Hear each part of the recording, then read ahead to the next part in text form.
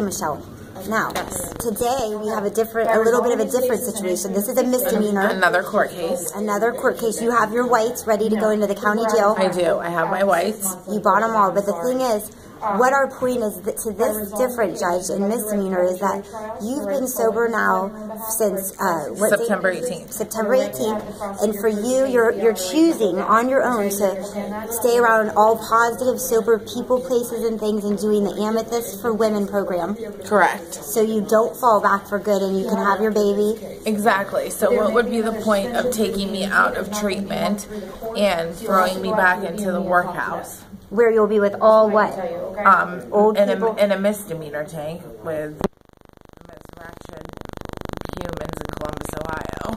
That can change if we get them somehow. Yes. Right, but they're all her old people, places, and things, right? Yes, yes. And that'll be putting me around all old people's places and things. And all they, I remember in the jail when I was in there for 11 months, and I remember all they talked about was stuff like, you know, dope dealer so-and-so lives. Yeah, my dope boy here out west, and this and that, and where they moved, where they cop from, and where they this, and who has the best dope, and I don't want to hear that stuff anymore. Your brain has been retrained for the past. I don't want to know about your dope dealer on the west side who has the best dope. I'm not interested.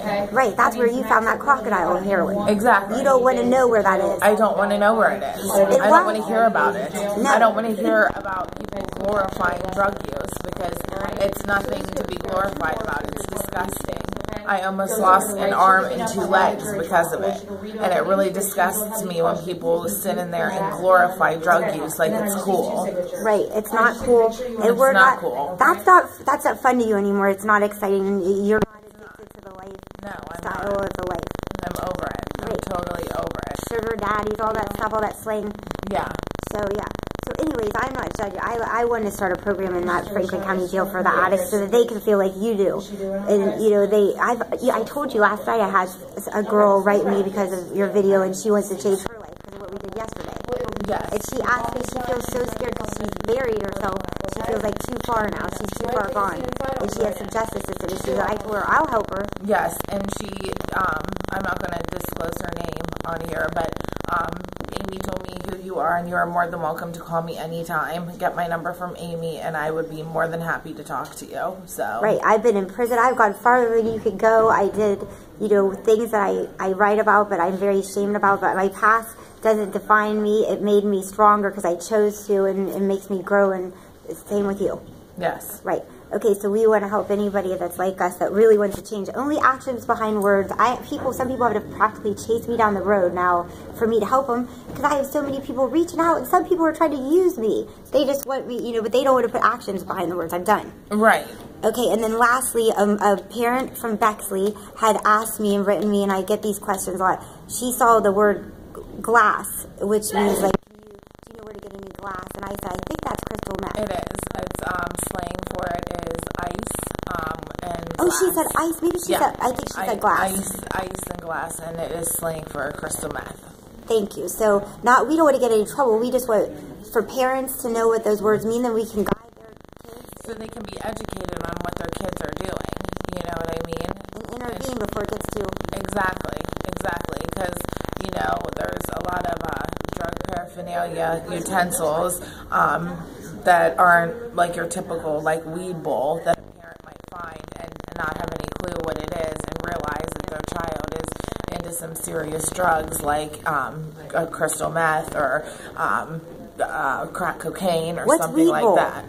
Like smoking weed. Yeah, like a weed bowl. Like you pack a bowl with weed. And then, like, what if they're starting to miss tin foil? That could be... Yeah. Yep. Tin foil can be used for smoking pills, smoking heroin. I think you can smoke... weed with it. Weed and crystal meth also can be smoked out of tin foil. And then spoons. Like, I was at a coalition forming in Upper Arlington, and the parents were going, we started missing spoons, and we didn't know why. And then they realized their kid, they were missing spoons. Check the bottoms of the spoons. If it's scorched, your child most likely has a heroin problem. Scorched spoons. All right, and we just also educated a highway patrolman, and he educated us. Oh, he was amazing. He was amazing. Yes. Right. Yes, very, very nice. Out of all the law enforcement, you know, in Columbus, Ohio, I honestly believe that the State Highway Patrol are the most respectful. They treat you like human beings, not like, you know, not like you're some piece of shit. Excuse my language. They have respect, and he was amazing. Yeah, and I told you in the Franklin County Jail, and I'm going to try to work with that jail. They said they're willing to help possibly do some stuff positive. We'll see. I believe in peace in the justice system and for my people in that jail, that they treated us like animals. And when I was in there, I'm from Arlington, and I just assumed, like you said, all inmates are god-awful animals and I'm different. Yes. But then I went to Licking County Jail to fight for my children while under the system. I was in prison at this point in my book. And it was probably so much nicer. It was so much nicer, but the thing I noticed, it wasn't nice. It wasn't just like the surroundings and condition. It was the fact that the deputies in that jail, or cops or whatever they are in that jail, I think they're a little bit different than Franklin County jail deputies. They treated us like human beings, and they knew we were there to be punished, but they didn't treat us like animals. They didn't call us whores and no good loser addicts, and they didn't tease us and bully us. And everyone sat there as quiet as a mouse. They were doing their time, waiting for their sentencing. They read books. There was not blood. There was not violence shed. Nobody acted like, there were some people everywhere that are going to act like animals, but for the most part, I know in Franklin or in Licking County Jail, they behaved as human beings because they were treated that way. And the guy said the same thing. Right. Okay. And like we discussed, if I do end up having to do these 30 days, I'm going to be in contact with you every day, kind of like a sting operation. Correct. Calling you and informing you daily of all the nonsense that is going on in there. I'm going to keep a detailed written journal of all the things that are going on. So you're gonna call me from the jail. And we're gonna call you from the jail. You can take my testimony, you know, put it online so you guys can kind of follow me through my journey through these 30 days and see firsthand, you know, really what it's like in there. So. Right, and that's good, and we'll use it as a way to make the jail better. I told you to think of ideas while you're back there. What could we do if this sheriff, if this chief really wants to work to clean up that jail? What are the ideas while you're actually behind there to do it? You're going to make lemonade out of lemons. Right. We've already prepared that, and we're going to keep you safe. But we're hoping that doesn't go this way. My outfit is really cute today. I know, it's so cute. Hot button status. Okay, thank you, Facebook family, for watching this. Guys, listen, if I do 30 days, Michelle Satmary, SZATMARY, visiting days, Tuesday and Saturday. Come see me, drop me a line, and I'll see you guys in 30 days. Hopefully not, though. Hopefully not.